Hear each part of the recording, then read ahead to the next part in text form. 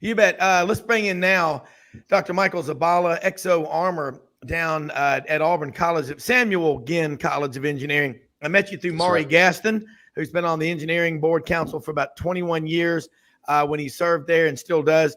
And Coach Matt Dean, Associate AD, Rhodes College in Memphis. We'll be joined in about 8 minutes by John Hartwell, the AD at ULM, University of Louisiana Monroe.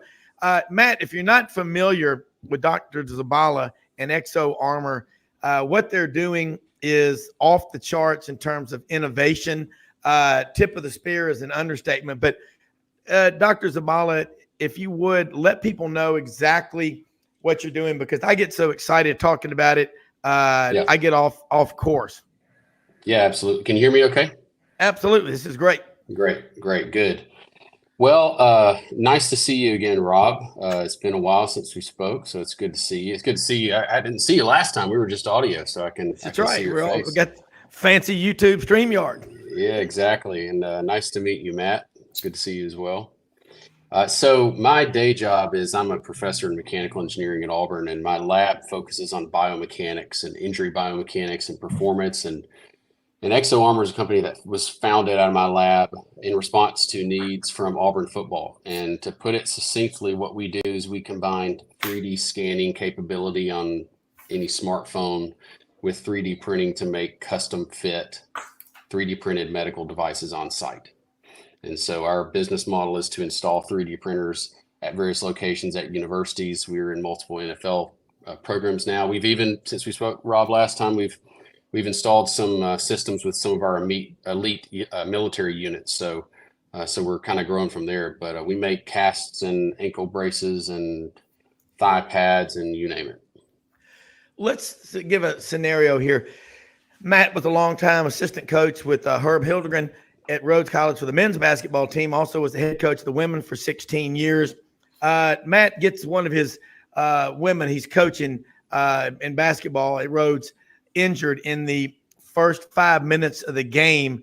They have a 3D printer there at Rhodes College. They have a relationship with Exo Armor. What happens? And Matt, listen to this. This is what will blow your mind.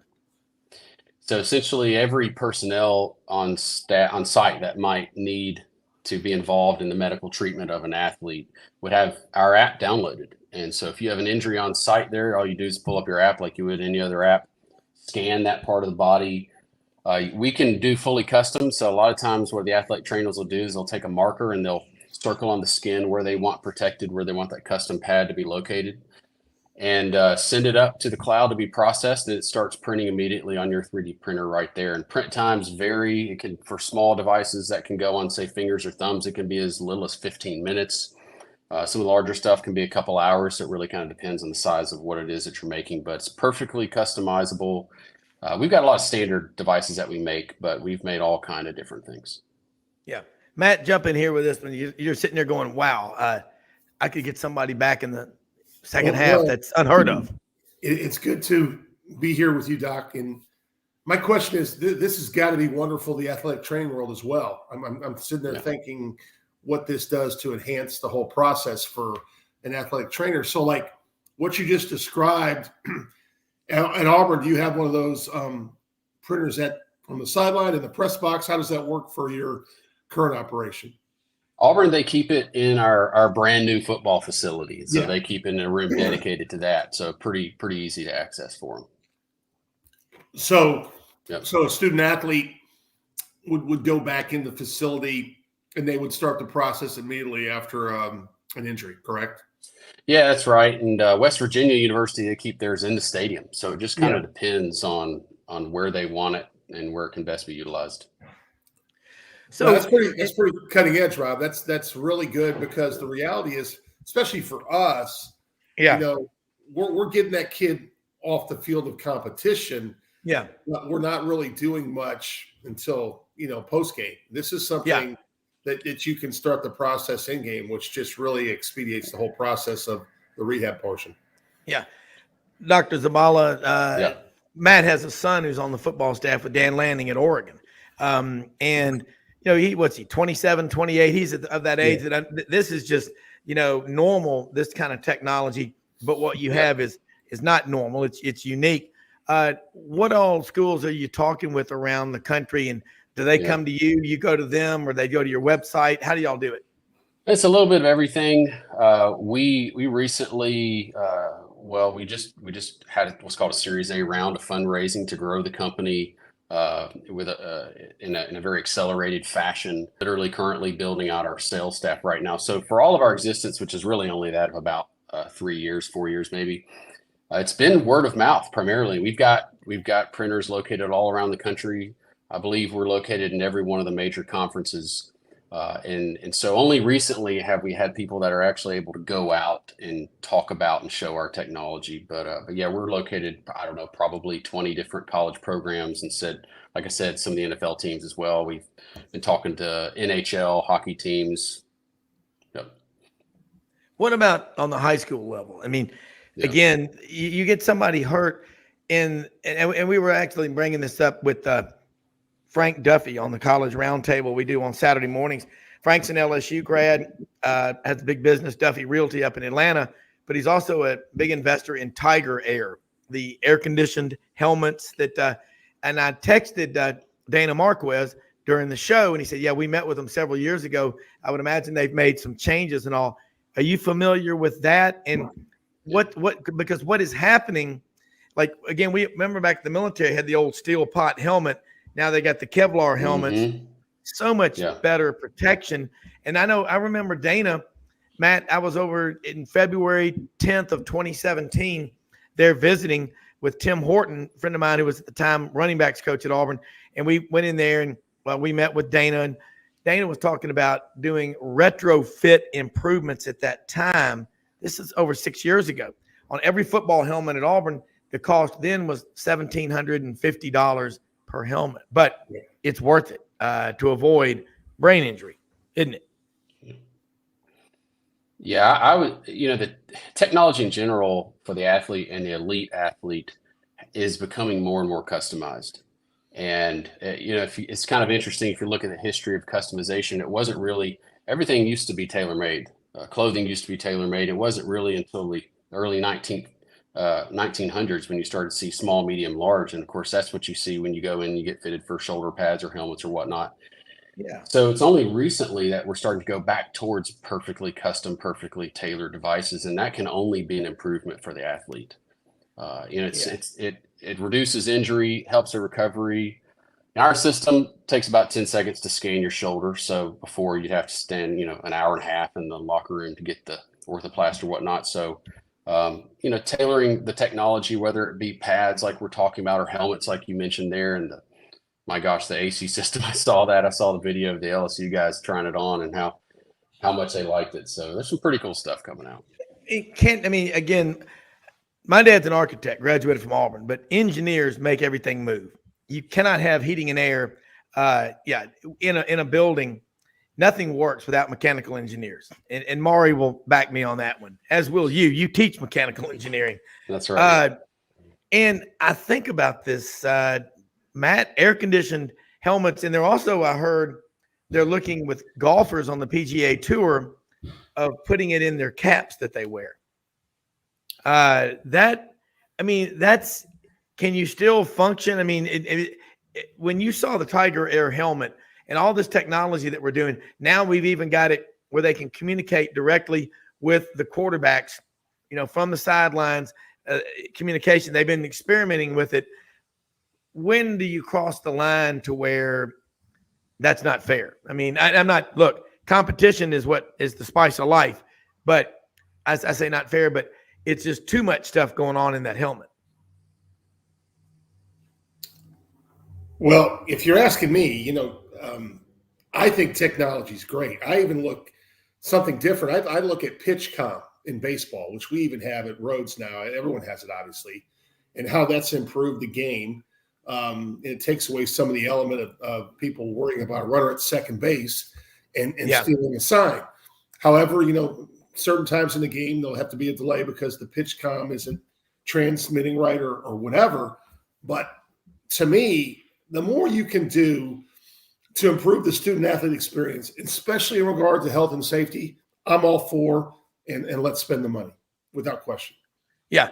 And what are the costs on this, Doc? I mean, Yeah. universities are flush with cash, but there's a controller, there's accounting people in there. They're going to look at dollars. I mean, I know it when I Sure. do people that are wealthy.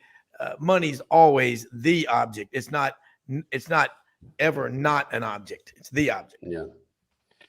Yeah. Well, you know how it goes with business, right? I mean, the price, it depends on the value added, right? Yeah. So our product is offered on a subscription basis. And so, I mean, we're not talking six figures here. It's not that kind of money. It's not crazy kind of money to put in our system, but it is on a per printer basis, and you do get unlimited prints. And so it's really then just a matter of how much will you utilize it. And we've been talking a lot about response to injury, but one of our main products is preventive. We have a system of shorts and compression shorts and compression shirts where we can make you custom fit rib protectors and custom fit thigh pads and custom fit shoulder guards is what we call them, to wear them up under your shoulder pads as a preventive measure. Yeah. And so there's a lot that you can do with it. And then it kind of gets into, well, now we're talking about sports equipment, which is a different budget than medical and athletic trainers and everything else. So, it gets a little bit complicated in terms of where it comes from and how it's funded. But at the same time, the system is extremely versatile and it can offer a lot. Bottom line, high schools. You getting into the high schools yet? So the plan for high schools is to partner with local athletic training groups. And so that might be something like an Encore. And this is a group that would service multiple high schools in, say, for example, the Birmingham area. High schools, I know some high schools have medical staff, but by and large, most of their injuries are treated by local clinics. And that's the approach here, because we love sports. I love sports. It's fun to talk about sports. It's fun to service sports, but athletes, elite athletes especially, aren't the only ones that need this sort of thing. So we've been in conversation with groups around the country. Some of the most productive conversations we've been having lately is with a group out in California, and they service everybody, not just athletes. But that does include high school level athletes. So that's the approach we're taking to get this technology to the high school students. When you here's the question I'm going to throw to both of y'all, and I'll start with you, Doc. Something like a 5-hour energy. And, you're an athlete. Your body is telling you when it's worn out, and it's like, take a break. You got to have even Dr. Andrews, who is, in my opinion, the top orthopedic surgeon in the world. Him and the Andrews Orthopedic Group has said on this show, it's not a bad idea for some of these athletes to take a couple of months off, especially the younger ones. That's not do nothing, but you vary your levels of intensity. And you think about, you take some energy thing and your body's trying to relax. Hey, I ruptured a quadricep just not stretching out, playing on the handball court 33 years ago in Columbus when I was a TV reporter. That's one of those painful injuries. And Dr. Houston, I saw him at the Houston clinic the day before, and he goes, "What are you in for, son?" And I showed him. It wasn't even on the list. It was, you have to be an idiot to do it. They said you could sit for 3 to 6 months or do the surgery. I remember doing the surgery at Houston Clinic, sports medicine, very active. The next morning, they got you up and moving, and they said it'd be 6 months before you could run. I bet them 21 days. I ran on the 20th day with 32 staples in my leg, ran a mile, and it was 3 minutes and 21 seconds off my previous best mile. But the point being, sports medicine advancements, Matt, this as a coach, you want to get the people back, but you got to listen to your body. What y'all are doing, taking an engineering approach, is going to be way more measured than something that keeps you awake when you really should be getting some rest, shouldn't it? Yeah. Well, I know I went around the block 5 times. No. I'm not a medical doctor, not that kind of doctor. But believe it or not, my PhD dissertation was on ACL injury. So I know a good bit about knee injury. And I'll tell you what's incredible is the return to play that these athletes are able to accomplish and how fast they can heal. And it makes sense. You got these elite bodies with elite level nutrition and elite protocols that they follow, and they can really do a lot with it. And I know it's going that direction. It used to be when you get ACL reconstruction, they'd have you immobilize your knee for a period of weeks. And now it's, hey, you want to get up and start walking on it immediately. So there's been advancements in that, but But the big thing is really preventing the injury, and that really is a struggle for us sometimes because we make these custom fit shoulder guards you can slip into these pockets in compression shirts, and it will undoubtedly reduce the number of shoulder injuries that these running backs and linebackers will see during the year, undoubtedly. Yeah. And so Yeah. what we spend our time trying to do is to convince these guys who have a tendency to wait until they get injured. We try to convince them, hey, you don't want to wait because guess what? You're going to get 20% more carries throughout the year if you're preventing this type of injury that you know you're going to get at some point anyway. So, like they say, prevention is so much better than treatment. Yeah. John Hartwell has just joined us, AD now at ULM. He'd been at Utah State 7.5 years before that. But John's from Mobile, played college basketball at the Citadel. John, this is Dr. Michael Zabala, Exo Armor Technologies. They do medical. I'll let him explain it. But bottom line, 3D imaging printers for dealing with injuries in real time. Welcome to this conversation, John. And Dr. Zabala, I did not know that you had done your dissertation and your PhD on ACL. That's what you're doing. It's so innovative. It sometimes can be hard to ask a question, but John, you're an athletic director with nearly 400 athletes under your command. Are you familiar with Exo Armor? Yeah, I am a little bit. How you doing this morning, Michael? Good to talk to you. I'm good. How are you? Nice to meet you. Well, yes. And obviously, I know we hear the term a lot, but absolutely at the very forefront of what we do. Obviously, we want our student athletes to be successful, but above all, student athlete welfare's got to trump everything, and the ability to be proactive as opposed to reactive. Whether it's an injury prevention or injury treatment, it's got to be really important for all of us. And I applaud, the technology and the advancement of what Michael is doing. Michael, I'm sure Dr. Jeff Dugas out of Birmingham, and he did some stuff a while back, that basically sped up the process in Tommy John surgery and getting athletes back on the field, and again, what you're doing, we applaud, and certainly is helpful for all athletes, but especially at the collegiate level, I'm appreciative. Well, thank you for saying so. I appreciate that. Well, both of y'all, and you in your position, John, and you in yours, Matt, when you're an athletic director at a university, again, you've got 15 sports or you've got 21, and I know, Michael, at Auburn, there's 21. It's also changed a lot. I think Auburn had 2 or 3 doctors covering 21 sports, but with the Edward Via College of Osteopathic Medicine, and I remember meeting John Rakovich September of 2013 at the Auburn International Airport, because there are some flights that come in from overseas, but no commercial flights. But Will Ruzick and I met him.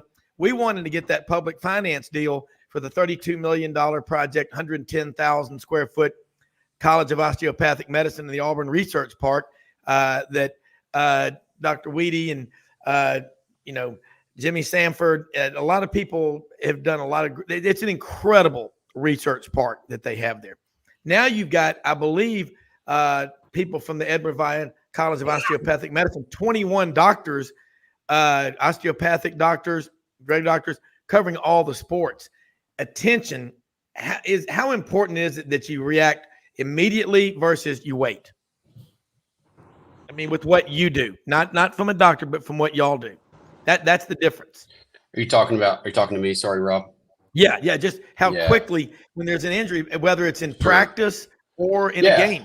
Well, it matters a lot. I can remember so clearly the first year we were operating, we had made a large guard to protect Seth Williams, who's now at the Denver Broncos, and he'd worn it early in the year because he'd sprained his AC joint in his shoulder and he had broken his first rib, and he'd healed up pretty decently. And I was at the game and I was watching, and he went down and he came off the field with his right arm hanging low, and I knew he'd re-injured his shoulder.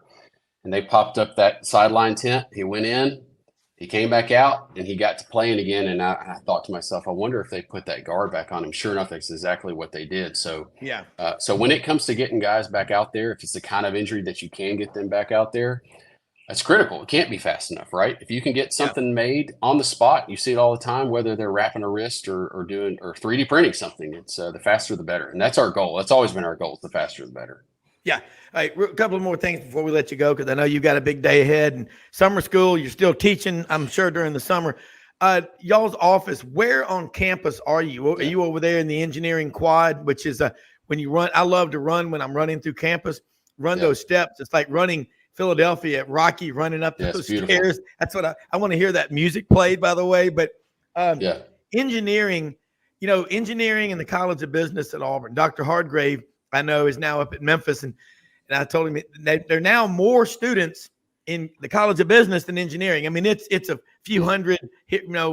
That's a great, healthy competition.